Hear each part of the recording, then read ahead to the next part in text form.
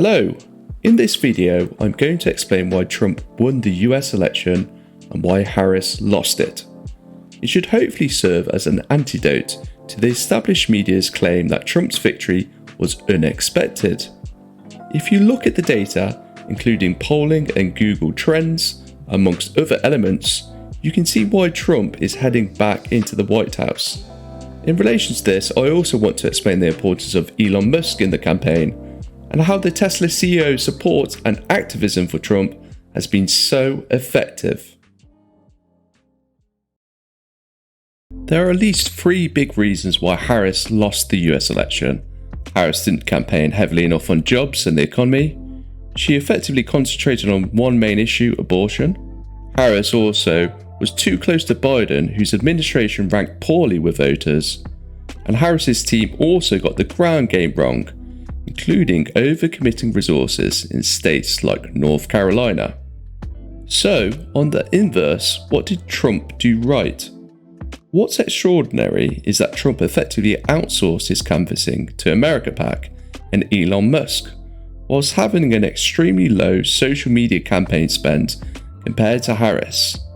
Here's what Bellingcat said on the matter. By summing up the average spending for all ads by each presidential candidate's campaign, we found that Harris's campaign had spent about $113 million, more than a small country's GDP, advertising on Facebook and Instagram between July 21 and October the 30th, while Trump's campaign spent about $17 million in total. So for all the hype about the power of social media, it seems the ground game and traditional media such as local and regional TV slots, radio slots, and robot calls got Trump over the line. But who was behind Trump's ground game?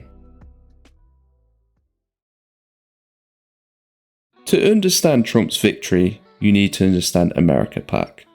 It was created in July by Elon Musk, and it supports a series of key values including secure borders, safe cities, sensible spending, fair justice systems, and free speech.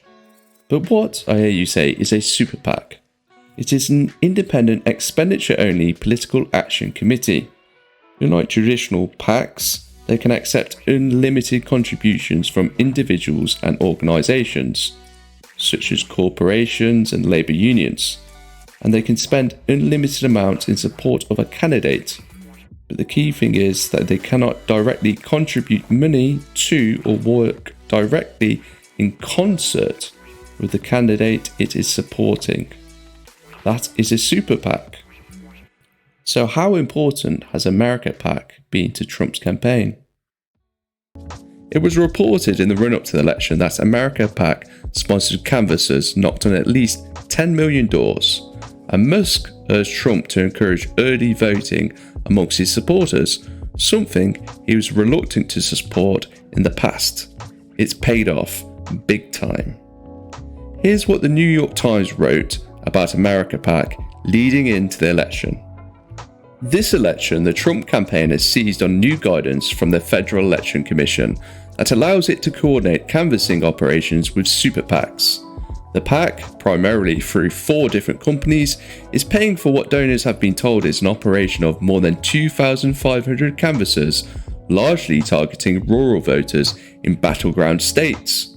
Many wear a uniform of white polo shirts embroidered with an American flag as they try to hit about 150 doors a day.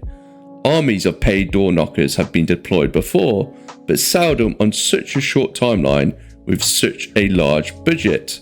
Mr. Musk himself has poured nearly $120 million into America PAC and recruited other donors.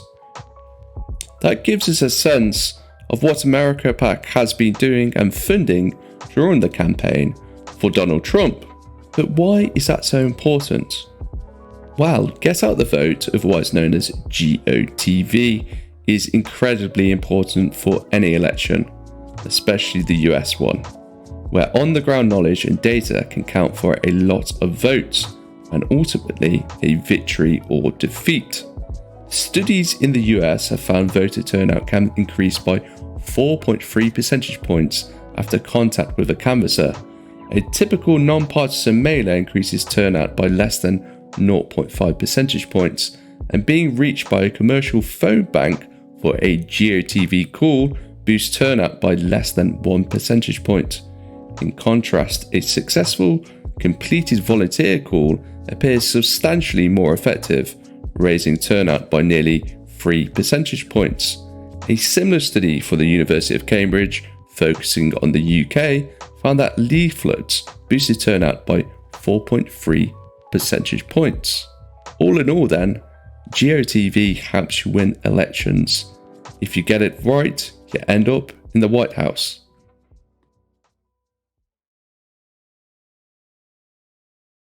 So how did the media and some experts miss Trump's victory? Well, in journalism there's a phrase called horse race journalism, where there's an overfocus on the candidates and the national polls rather than a concentration on the issues.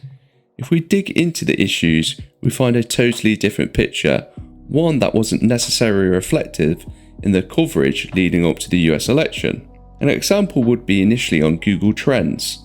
Unemployment, for example, was a top trending topic on Google in Pennsylvania, a key swing state for both Trump and Harris, whilst wages scored highly in Georgia. It's the same for North Carolina as well, where the issue oscillated with healthcare for the top spot throughout the campaign. On the issues, the economy, the state of the government and immigration were the big three across America, leading into the final months of the election. Immigration did cool while Harris was able to move abortion massively up the rankings of concerns. It just wasn't enough. There's further evidence to show that Trump's campaign was spot on with where they put the presidential candidates.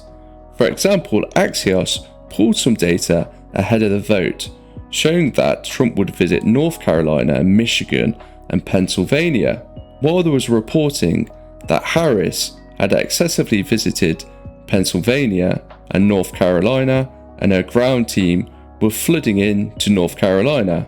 In the end, she would lose that state quite sizably to Trump, and you could argue this was a strategic error where she could have pulled resources elsewhere.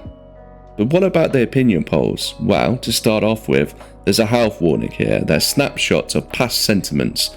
They're not predictions of the future. Real Clear Politics was a mass aggregator of all the polls leading up to the election, and it had Trump ahead by 0.9 points in the top battleground states. Pennsylvania, for example, had Trump ahead by 0.3 points. A lead which covered a margin of error, typically 3%, but some of the national polls had a margin of error of up to 6%, which is rather high. Nate Silver, who's also very famous for his forecasting, called the election a toss-up. He used aggregation of polls and his own methodology. He did, however, point out Trump's small leads as he had them at the time in Arizona, Georgia, Nevada, North Carolina, Pennsylvania. Ultimately, Trump won both the popular vote and the key battleground states. The polls, it seems, were off the mark. Other forecasters also got the White House election wrong. The most interesting of which has to be Professor Allan Lichtman and his 13 keys to the presidency method. He had Harris heading to the White House. Amongst his 13 keys, you could actually argue he got quite a few wrong. In particular, I would point to his decisions around the economy, the short-term economy, the long-term economy, and his backing of Harris on these scenarios. That's because inflation has run rampant in the US and elsewhere. That means your dollar in the pocket does not go as far, and we know through Google Trends and other data that a lot of people were thinking and feeling about wages. In the past, people obviously focused on GDP and the overall strength of the economy, the fact that the US economy wasn't in recession. But I think we're in a new place, and actually you could argue at least those two elements should have gone to Trump, and a few others you could argue were 50-50. So actually maybe the 13 keys method does work, it's just which one you select. But all in all, that's how Trump and Musk got it right, the media got it wrong. and why Harris isn't in the White House. It's not rocket science, which obviously Musk is quite good at. It's the economy, it's the issues, it's the ground game. That's what elections are all about.